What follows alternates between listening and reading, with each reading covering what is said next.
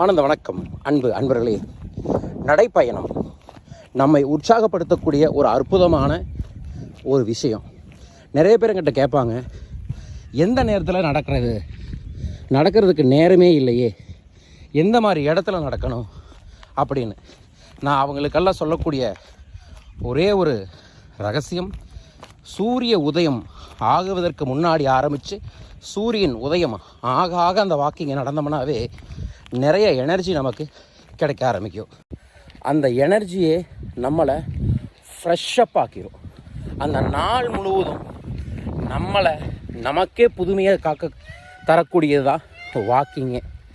So morning 6 to 7 evening 6 to 7 நடக்கிறது ரொம்ப ரொம்ப நல்லது. இந்த மார்னிங் 6 to 7 நம்ம நடந்தோம் அப்படின்னம்னா நமக்கு ஃபுல் டே எனர்ஜி இருந்துக்கிட்டே இருக்கும். ஒரு 10 to 15 நிமிஷம் நடந்தால் போதும். அதேபடி ஈவினிங் 6 to 7 நீங்கள் ஒரு 15 நிமிஷம் நடந்தீங்கன்னா அந்த நாள் முழுவதும் நீங்கள் செஞ்ச வேலைக்கான டயர்டெல்லாம் போய் நைட்டு தூக்கம் ரொம்ப அற்புதமாக அழகாக வரும். ஸோ அதனால் நான் விடாமல் இந்த உடற்பயிற்சிகளை செஞ்சுக்கிட்டு இருக்கேன். உடற்பயிற்சி தெரியாட்டியும் நடைப்பயிற்சி நம்மளுது. நடைங்கிறது நிறைய பேர் என்ன பண்ணுறாங்கன்னா ரொம்ப ஸ்லோவாக பொறுமையாக நடப்பாங்க.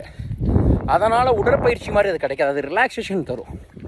பட் உடம்புக்கு சத்து வரணும் அப்படின்னா பிரிஸ்க் வாக், நம்ம நடக்கிற வேகம் ரொம்ப அதிகமாக இருக்கணும். நம்மளால் எந்தளவு வேகமாக நடக்க முடியுமோ அந்தளவு வேகமாக நம்ம நடக்கணும். அப்படி நடக்கிறது தான் பிரிஸ்க் வாக். நான் இப்போ அப்படி நடந்துகிட்டே தான் இதை பேசிக்கிட்டு இருக்கேன்.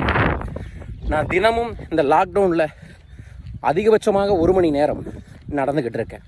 இந்த நடை எனக்கு நியர்பை ஒரு 10,000 to 15,000 ஸ்டெப்ஸ் எடுத்து வைக்கிறதுக்கு சப்போர்ட்டாக இருக்குது.